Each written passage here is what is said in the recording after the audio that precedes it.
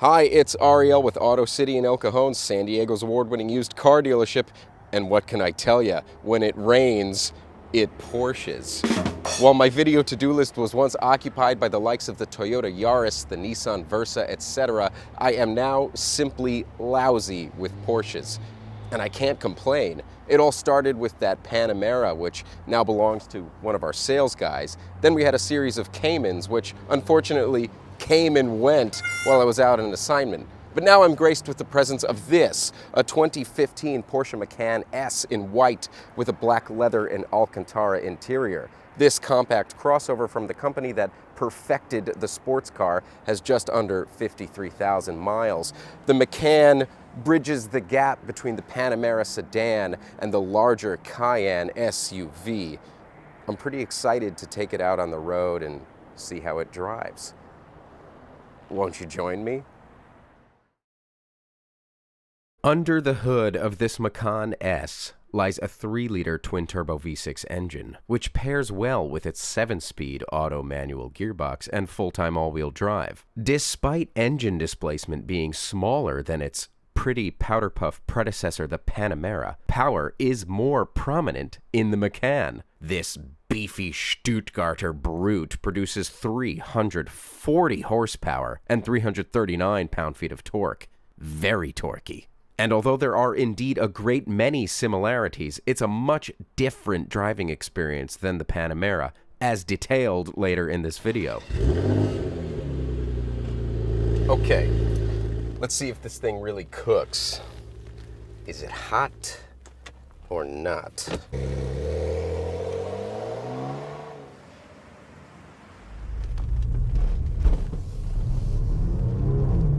Ooh! Whoa, freaking who! This car has a surprising amount of power and torque. Just right away on initial takeoff, the car completely surprised me. I kind of had some preconceived notions about the Macan, that it was sort of the cheapest, most entry-level Porsche, a Volkswagen with a Porsche badge, but no, this is very much a Porsche. Now, it might be a compact crossover, but getting in and driving it for the first time, it does actually feel a lot bigger. It almost feels the same as driving a Cayenne. The size from in here might take a little bit of getting used to, but after a few minutes, nay, a few seconds on the road, I already have a good feel for where my corners are and a good feel for what the weight of the car is.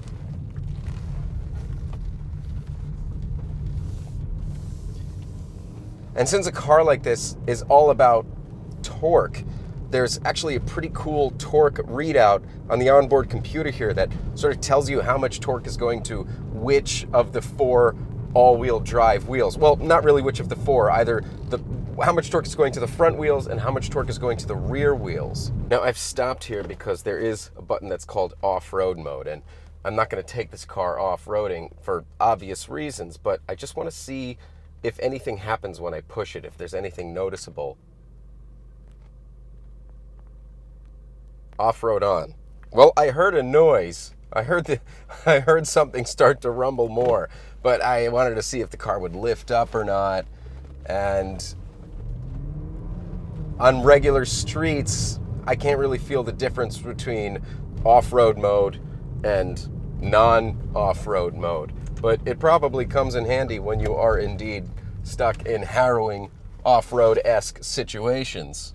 According to Porsche's website, and I quote, "All relevant systems switch to a traction-optimized program for off-road terrain." Whatever that means. It's cool, I guess. There is some attention to detail in this car that is really noteworthy. Very similar to the Panamera.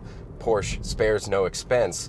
I guess that includes their entry-level compact crossover. One of my favorite things about this car is that analog clock. It's just sexy. While, admittedly, the Macan doesn't quite have the buttoned-up fit and finish feel of the sophisticated Panamera, there are similarities wherever you look. In addition to that sexy analog clock, the dash and center console share many of the same components. such as the center display and its features, the climate control and drive mode selectors that surround the shifter, providing you with easy access to said controls without taking your eyes off the road.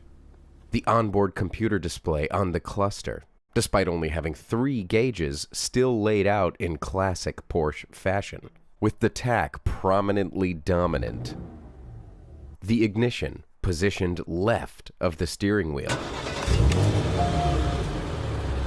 This fantastic panoramic sunroof. What is unique to the Macan is its ample trunk, with creative storage solutions, such as this netting below the privacy lid.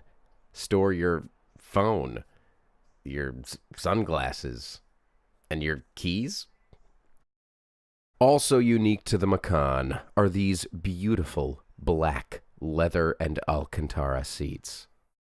I love Alcantara. It's snug and grippy and keeps you in place, unlike some cuts of leather which are a little more slippery. Is it easy to clean or is it difficult to clean? Anybody have a car with Alcantara seats out there? Are they easier to clean or harder? I don't know the answer to that. Help me out with that one. Oh my God, this thing takes off from a corner so good. Oh, yeah, super fun. What happens when I downshift? Ooh. Now, shifting manually in this car is no doubt a lot of fun, but the transmission is so smooth and so well tempered that you almost don't notice it. I just downshifted from 4th to 3rd while doing about 50 miles an hour. You didn't see me jerk like that. The transmission has a lot of control over itself. Watch this, watch this, watch this. 2nd gear, 3rd gear, didn't feel a thing. 4th gear, didn't feel a thing.